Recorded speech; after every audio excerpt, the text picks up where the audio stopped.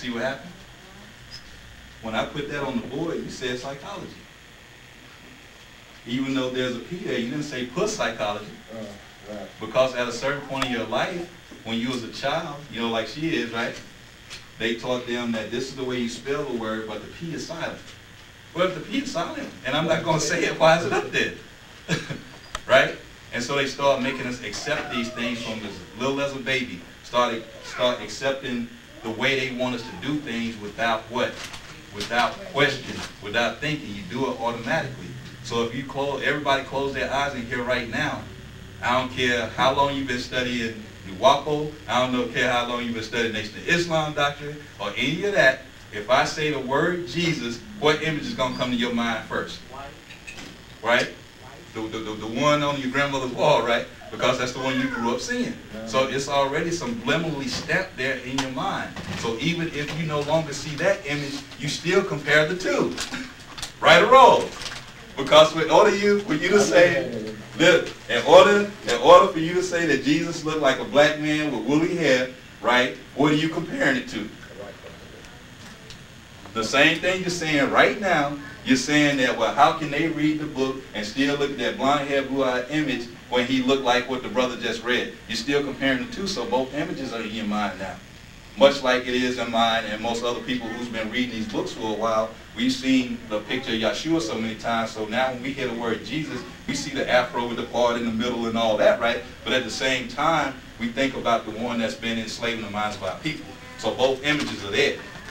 So the way that you erase that image as being your God image is you begin to look at those pictures over and over again. Every time you read a book and it talks about Jesus, you're going to see that picture of Yeshua. Every time you read a book about the Prophet Muhammad, you're going to open up a book and you're going to see that picture of Muhammad, what he looked like according to his family, right? Or according to the scripture, or according to the walls in Egypt or in Iraq.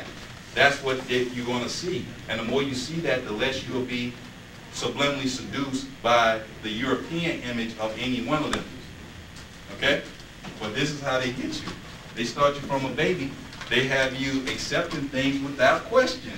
So by the time you get to be 12 years old, and you're in school, and you raise your hand, and they constantly telling you, don't question, I'm the teacher, you're going to get in trouble, you're going to go to the principal, so you start accepting. So by the time you become a grown man or a woman, and you get into society, then you're already dumbed down to the point to where you accept anybody's stuff, which is why we go looking for a job as opposed to starting our own businesses. Right? Because we've been taught to take directions. We've been taught to take orders and to submit to that, and not live by our godly selves. But sometimes you have to do that in order to start your own. That's true. But what's the key? What's the last part you said?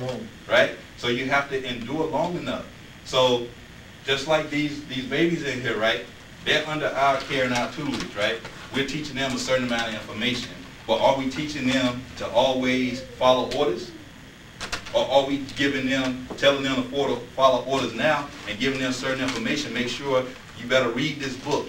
You know, you better discipline yourself. You better eat the right foods. You better do the right things. So by the time they get old enough and they go out on their own, then they can have control of their mind, body, soul, and spirit.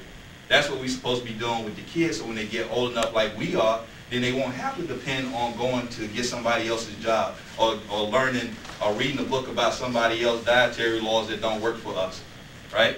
That's how we're supposed to be teaching them. But instead, we allow the system that we live in to teach them to become subservient once again. And so they're going to still go to school and get a job, right? They're still going to be working for somebody else. They're still going to become enslaved through the beast system, through credit cards and so forth. You know, they can't have like delayed gratification. I'm one of them. I ain't gonna lie to you, right? We all get credit and we go out and get stuff that we see that they portray as being glamorous on TV. You know what I'm saying? We see the new car come out, the new BMW, we want to get it. So instead of saving up the money to just go buy one, then we'll go finance it and then pay them about 3 times as much as the car is worth, and it depreciates by that time in less than 2 years. But we pay in 6 years for it. Right? So these are all things that we surrender to by not practicing things that work for us And when people come and say, well, this is the way, the truth, and the life, this is the straight path, or the Sirata Mustaqim to Allah, and all these other phrases that they have, we don't question them to see how that's going to work with us and to bring the divinity and the control out of me for myself and my environment. Because there are things that I want out of life, but I can't get it because I'm trying to live somebody else's, right? Think about somebody like Michael Jordan or Kobe Bryant. Think about the amount of money that they have, right? And the things that they're able to do on a basketball court. But when they come out of that system, when they come out of the NBA, then what's the first thing they go and do? Nah. Start their own business or something. Right? But it's under what? Michael Jordan, he has Jumpman, but it's a Nike company. Right? They go become general managers of an already established NBA franchise. So that's why we applaud people like Bob Johnson, Jay-Z, right, Nelly, people that go and say, well, I'm not just going to go in and work for them. I'm going to be a part owner in the team. I'm going to go buy my team, right? And eventually it'll get to the point where black people can go buy their own team, and they can own the team that's in the city or whatever the place that they live in, right? That's what we're getting into. Look at Puff Daddy.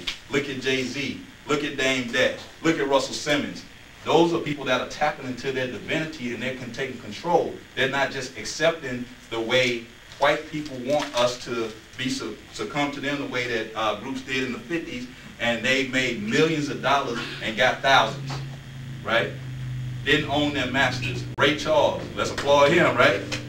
Because he was the first one that said, I'm going to own my masters. That means that every time you reduplicate one of my songs and it's played on the radio and you want to make a best of album, my family's going to get paid, not yours, right? And that's why the big feud was between Jay-Z and Dame Dash, because Jay-Z wanted the masters to his best album, which was his first album. And he didn't want to relinquish that. He wanted to keep that for himself because he knows that it's a classic. And over time, when people keep making all these different, like you see, like the hits of the 90s and the best of Def Jam, the best of this, every time that comes out, they have to come to him to pay him to get the masters, to be able to record the song. And that's the type of things that we have to get into. So eventually we'll get to a point where we're owning our own businesses. We're owning our own cultures. Just like hip hop has become a culture, right? It started out as back in the 70s, right? It started out before then, but it didn't become prominent until 79, right? Started off, the first record that was pressed and shipped nationally was Sugar Hill Gang, Rappers Delight, right? But now look at it now. Tokyo, Africa, everywhere that you go on the planet is hip hop. They trying to rap in Japanese, they trying to rap in Chinese, they trying to rap in Urdu, right? You can turn on Univision or what's the Univision and what's the other one? Telemundo, right? And how many of those Mexicans do you see stand up there with a Yankees cap on, with the gold chain hanging down, with the jeans and the what they call Air Force Ones, right? How many of those people that do you see on those television stations? Because they're doing what? Just like every other race on the planet does. They emulate us. Because we are God and we have control, and we're the ones that set the standards and the trends, right? We wouldn't have a television if it wasn't for a black person, or a refrigerator, or a gift shift in a car, or even an ice cream scoop. Think about little stuff like the dustpan, right? All of those were inventions by black people.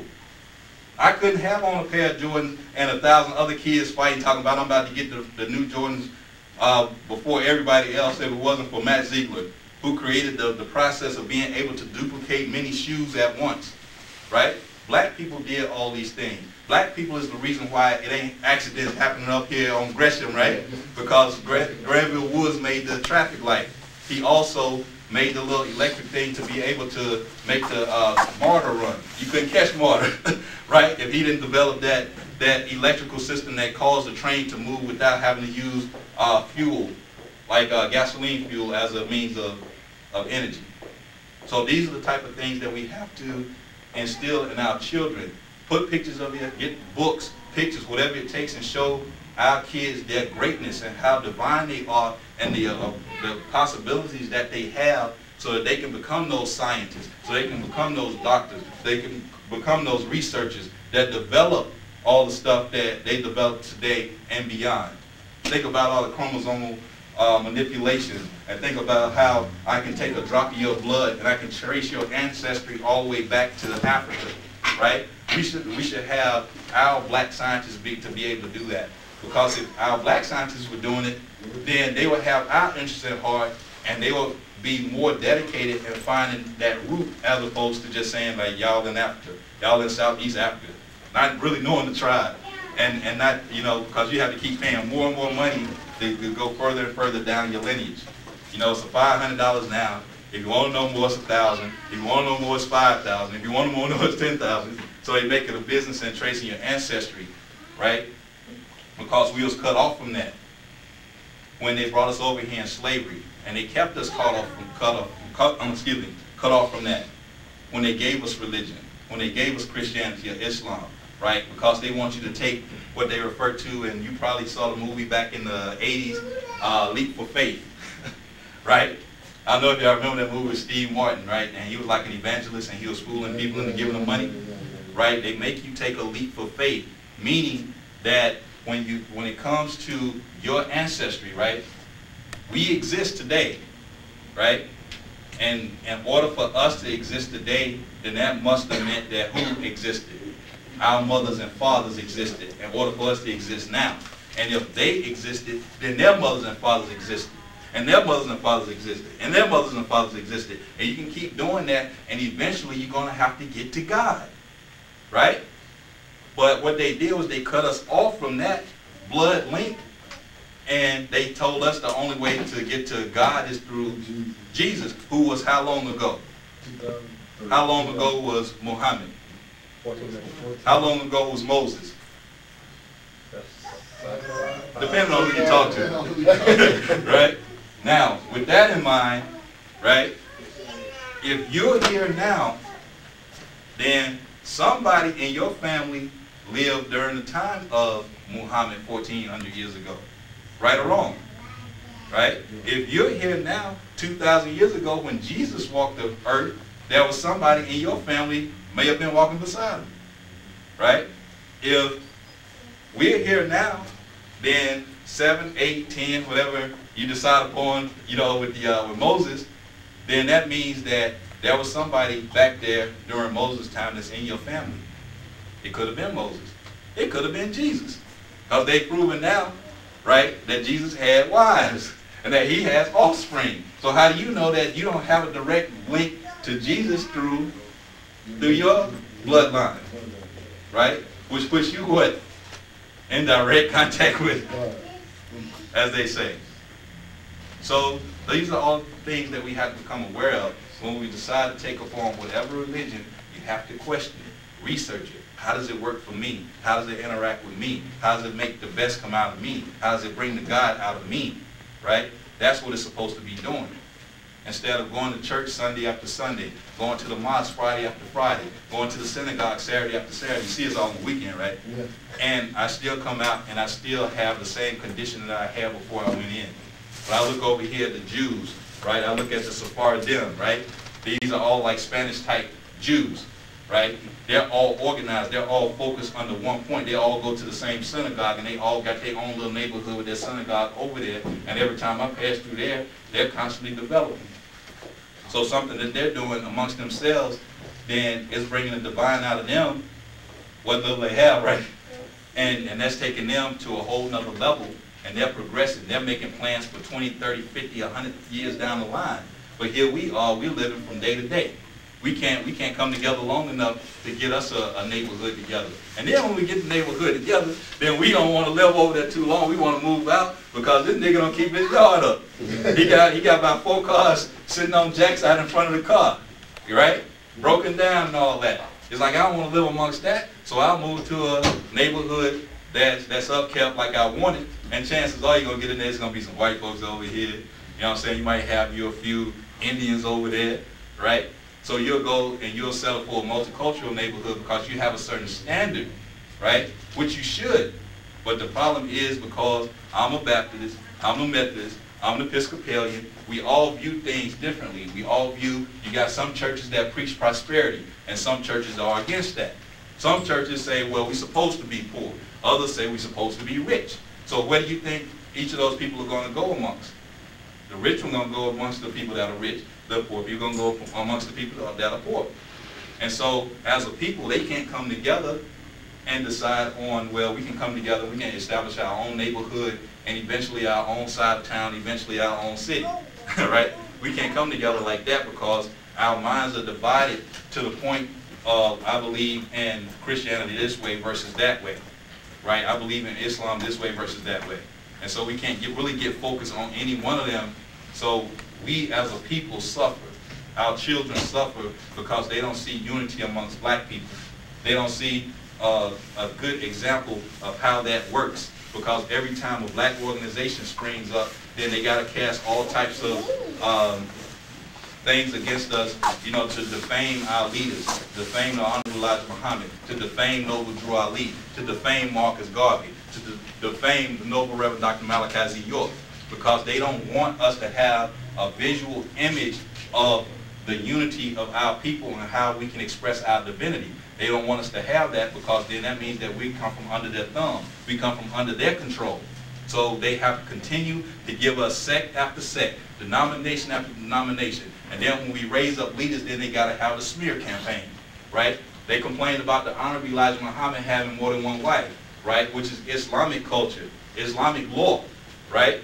Now, was he right or wrong? That's not for me to decide. That's for you to decide as an individual.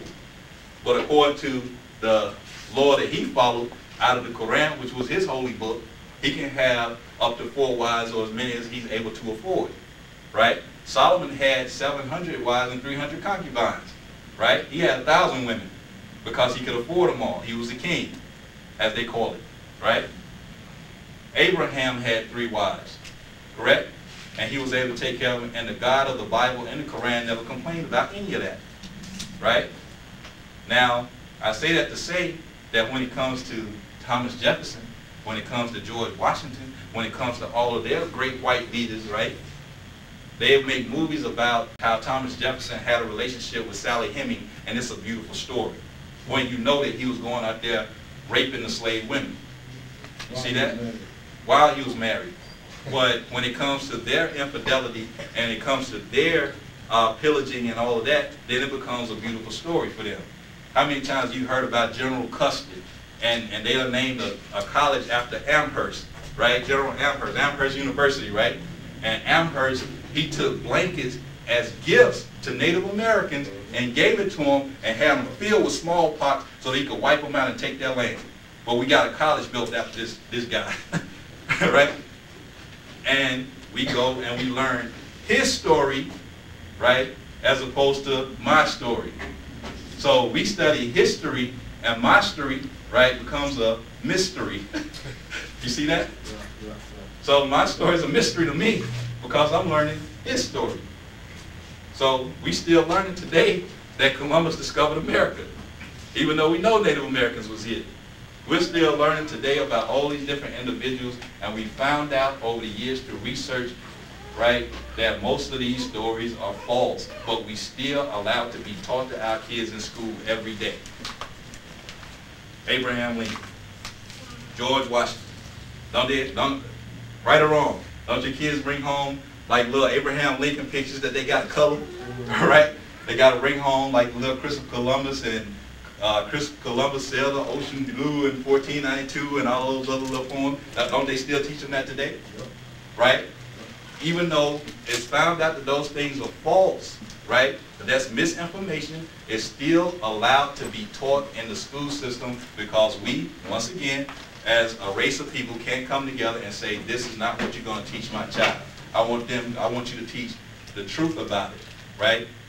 Or say, well, I'll let y'all have that. But I'm going to go over here and set up my school system, and I'm going to teach my kids what I want to teach them, right? But what becomes the problem with that? Once again, because we're in the system, or in the society that we're in, the moment I go set up a school, then all of a sudden I'm setting up a cult. I'm setting up this subversive group. I'm a militant organization. And then they send in what they call cult busters and and FBI undercovers and all that to bust it up, cause dissension amongst each other through leadership. Well, I want to be the man in charge, but I can't because this guy is, and so they're sending an FBI agent because of feuds so they can split them up. They use the same formula all the time. All you got to do sometimes is watch TLC or the Discovery Channel. They show you how they bring down different black and other types of organizations, what they did, how they infiltrated, and how they caused disagreement amongst them to bring them down, to get them to turn on whichever leader that brought them together. It's the same thing over and over and over again, but we haven't been wise enough as a people to figure out that formula and slap it down and step aside from it when it comes to be able to stay together. We allowed them to do the same thing they did in the 50s and 60s. In the 60s, people walking around with afros with the pick in the back with dashikis on and beads, right? You remember that? And then what happened once that took place? Everybody become militant. You got different black organizations coming to the forefront. You got the Black Panthers. You got the Nation of Islam is real prominent now. You got all these things taking place, right? And then what did they come out with? They came out with the Mac. They came out with Superfly. They came out with all these movies depicting black people driving Cadillacs and wearing these big furs and putting women on the street to work for money and so forth. And so that became the image. And because we was going to the movie theaters, once again, what do? Right, and we accepted what they was giving to us in the media. Do you think that changed? Do you think that formula changed? Right, how do you know? Because what was happening in the 80s with rap music, right? You had more people dressed like this brother over here. You see you got on this red, black, and green. That was very prominent in the 80s. You had people like KRS-One, Brand Nubian, X-Clan, all these people rapping about Africa and about how to embrace your culture and so forth, right? And then out of nowhere, right, here comes, once again, pimps, girls, players, what type of car I drive, my gold, my chain hang low, and all this other stuff that you hear on the radio now. You see the images of girls dancing for all these guys, and they sitting around pools and they drinking excessive amounts of alcohol and spending money on stuff that depreciates the next day, right? That's why I like John Singleton, because he always puts you a little line in every movie he makes to give you a little wake-up call. Because he told, you remember he told the brother, if you saw the movie, the young brother Tyrese was playing his character, he told him that, you know, the first thing y'all want to do when you get your money, you want to go out and buy cars and rims and all this stuff that depreciates immediately, instead of buying art and stocks and bonds, something that's going to appreciate and that's going to grow and make more money for you in the future, right? So that's what I like saying. He always going to put you a little line like that in every movie. So it is possible for us to raise our children under our own system and not the white man's system? Yes. I mean, because without having a social security number, ID card, and all that. That's the reality right now. Until we set up our own government, we have to deal with that. But what you do is, when you have your child at home, if you go to public school, let them go to public school. Be the best. Make hundreds. Make A's. Right? Do everything right. But when they're at home, teach them the reality of it. Show them how they can take that information and make it work in their lives, so when they go out on their own, they can make something of their own, and they may be the ones, the next generation, that come and set up their school system or set up that first university that's totally set up by black people. Because as you know, most universities that are HBCUs, right, historically black colleges, most of those were set up originally by white people, right? Yeah. And then it was given to black people. So what we have to do is instill in the kids, let them get their A's and stuff if they have to go to the public school system. Wouldn't that confuse them? No, it wouldn't confuse them as long as you're teaching them right. Right. At a public school, and you've been right. Home to teach them our stuff. Right, because I mean, yeah. like what you have to do is you have to find a balance of how to do it. Just like what we've been discussing about. Isn't this a book that we've been talking out of? Yeah. Isn't this the King James Version? Yeah. And people that got the white image of Jesus? Yeah. But I can open up this book, right? Or I can open up their information and show them how certain things fit together to make it work for them. That's all you have to do. It's like they can learn a little accounting and law, right? They can get the A's and memorization and all that, and tell them, say, well, memorize these facts. These things aren't the truth, but you got to memorize them to get your A. Yeah. Let me show them a little simple. Yeah, go ahead. A little simple, and what he's talking about, to make it simple for you. You see this here? This is the Bible, right? And it comes from the word biblios. And we know the word biblios is papyrus. And the word papyrus or papyrus is paper. Now let me show you something. I want you to go to Revelation. Well, it's gonna be alright. Be alright. It's gonna be alright. Yes, it is when you make it true.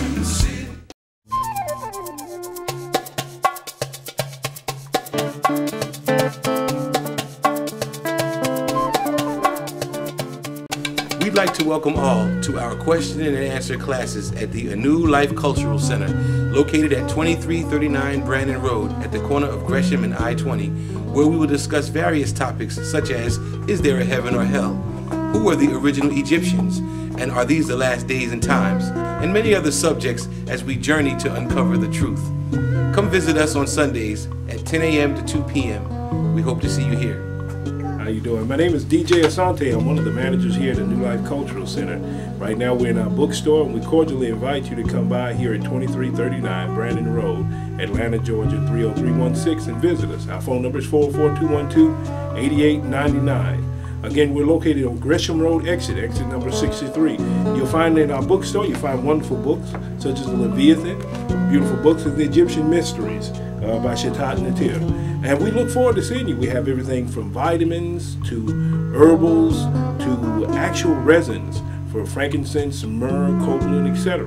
We have different calendars from Mayan, Aztec, even ancient Egyptian. So we look forward to seeing you. Our phone number is 404-212-8899. Again, that's 404-212-8899.